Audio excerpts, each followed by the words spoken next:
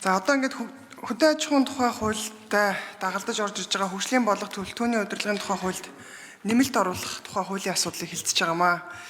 Тэг яагаад энэ хуулинд одоо хөгжлийн бодлого хөдөө аж ахуйн хөгжлийн зорилттой хөтөлбөртэй бас байх ёстой юм бэ гэхээр энэ хөдөө аж ахуйн салбарын хөгжил нь өөрөө энэ үйлдвэрлэлийн биологийн өөрөө урт юм мөчлөгтэй, улирлын чанартай, за мэдээж стратегийн ач холбогдолтой ийм чухал одоо салбар байгаа.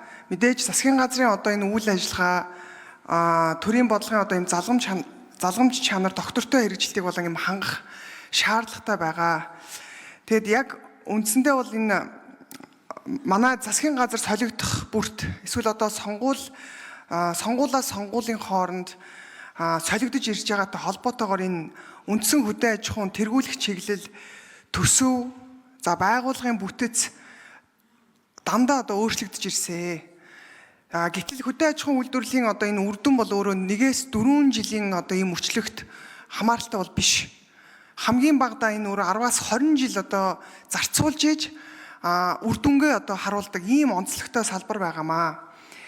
За олон улсад бол яг үндсэндээ ингээ хараад үзэх юм бол жишээлбэл хятад улс бол одоо хөрш орн бол энэ хөдөө аж ахуйн хөгжлийн бодлого төлөвлөлт энэ зорилтоо бол 2050 он хүртэл 18 онд баталсан стратеги 2050 он хүртэл хэрэгжүүлэх юм зорилт төвшүүлсэн байдаг. За Нидерланд улс гэхэд л одоо ялгаа байхгүй 30 жилийн юм алсын хараатай. Шинзланд улс бас мөн ялгаа байхгүй 30 жил.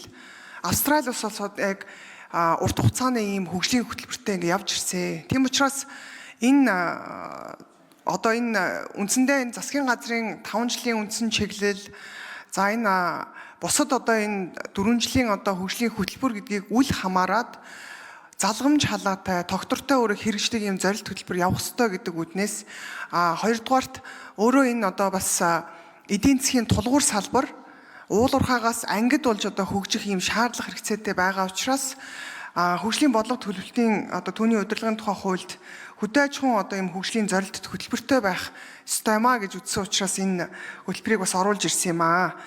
За тэгээд энэ хуулийн одоо ач холбогдлыг одоо бас яг хөдөө аж ахуйн салбарыг одоо хөгжүүлэхийн төлөө ажиллаж дуурж байгаа одоо бас гишүүд маань дэмжиж ажилласаа гэсэн ийм одоо бас хүсэлтэй байгаа учраас одоо үг хэлж байна.